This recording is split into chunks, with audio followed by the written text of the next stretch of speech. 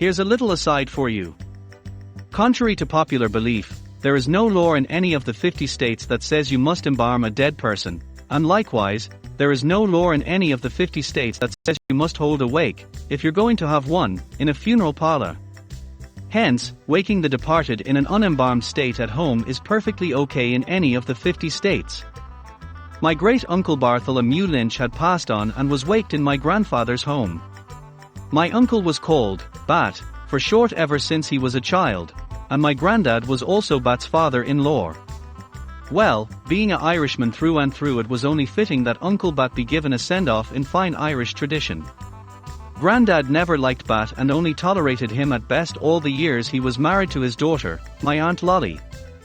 Grandpa always held that Bat was a no-good drunken bastard who never did an honest day's work in his whole life, and he was spot on target with this assessment too.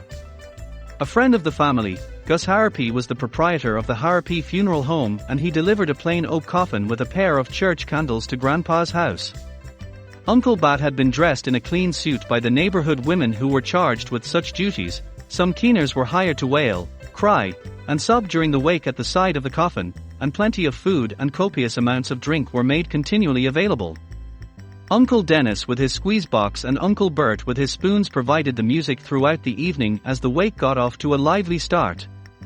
By around 11:30 that evening everyone was pretty well shit-faced, and they decided that Bat had been much too passive a guest during the evening, so a few fellows got him out of the coffin and sat him up in a chair, whereby they started passing around the bottle of Jameson's Irish whiskey and recounting adventures they had with Uncle Bat or telling jokes, each in turn taking a swig of Jameson's before the next one spoke. Of course, when it got to Bat, they put the bottle to his cold dead lips and tried to make him take a drink, which just dribbled down the front of his shirt and suit. Well, this stuff went on for quite some time, and by the end of the bottle, Bat's front was pretty well soaked in 90-proof Irish whiskey. It was agreed that they should put him back in his box, but someone said not before he had one last cigarette. So they stuck a butt in his mouth, and whoever was trying to light it dropped the match, and poof, Uncle Bat went up like a brandy souffle, his shirt igniting immediately and his suit and hair quickly catching fire too. Not knowing what to do, the drunken congregation of friends and relatives kicked him off the chair onto the floor and started swatting the corpse with their suit jackets and whatever else they could get their hands on to put out the flames. Grandpa meanwhile comes walking into the living room to see what all the commotion is about. He sees Bat now smouldering on the floor and everyone still flailing him with their coats and so forth. Well, Grandpa didn't exactly know what provoked all of this, but he certainly wanted in on some of this action. So he came charging in and started kicking the corpse while saying such things as, "You no good bastard. It's about time you got your comeuppance, you lousy fuck. You made my daughter work all her life because you were too good to go out and hold a steady fucking job. So take this, you piece of shit," and so forth as he continued to do the Bristol stomp on Uncle Bat. A few of these well-placed kicks to the gut and groin produced some enormous farts from the corpse, which only enraged Grandpa more, who also had a pretty good snootful himself. The burst of flatulence prompted Grandpa to yell stuff like, "You fucking prick, how dare you fart on me, you son of a bitch," and other such choice terms of endearment, while he continued to kick with even more vigor and even spat on the corpse while doing it. The two tall church candles were burning, one at the head and the other at the tail of the coffin, and in all this one of them was knocked over, causing the window drapes and curtains to catch fire.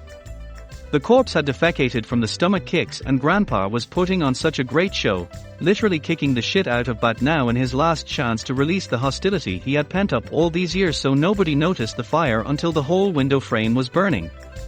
Well, everybody ran for the door instead of trying to put the fire out. Somebody called the police or the fire department, but Grandpa in a moment of crystal clarity thought it might be hard to explain why the corpse was on the floor and pretty well pummeled at that. So he tried to get Bat back into the coffin by himself, failing miserably in the attempt and bringing the coffin crashing down onto the floor off its beers too. Finally Grandpa said, "Are the hell with it," and he too fled the house, grabbing another bottle of Jameson's on the way out. So all of the mourners stood out there in the cold on 4th Street beneath the Bayonne Bridge on a chill October evening in the early 1950s, watching the house burn to the ground with Uncle Bat in it, while awaiting the fire department's arrival. They were still passing around the bottle of Jameson's and commenting on what a good wake it was while it lasted, and how Bat would have been very happy with it, save for the beating at the end. This is a quasi-true story, only a small bit of it is fabricated. Read the book, you'll enjoy it, for sure. The Wake of Bartholomew Lynch is the prequel to Tom Benford's novel, The Last of the Unicorns. It's about this man's life and his Irish home wake, both of which could have gone much, much better. It's a life story, it's a love story, it's a lust story. It's funny, it's sad, it's whimsical, it's profane, and it's profound. It contains anecdotes that will make you laugh out loud, along with heart-wrenching passages that will evoke tears. It has innocence and intrigue, guile and goodness, decency and deception, mirth and mortality. Lynch, like the fabled unicorn, is a most unique and unforgettable character that you'll be thinking about long after you read the last page.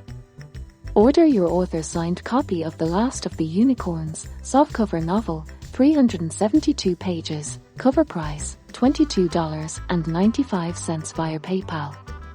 Get your author-signed copy today, purchase it via PayPal at benfordbooks@gmail.com. Again, that's $22.95 via PayPal at benfordbooks@gmail.com. You'll be glad you did. It makes a great gift, too.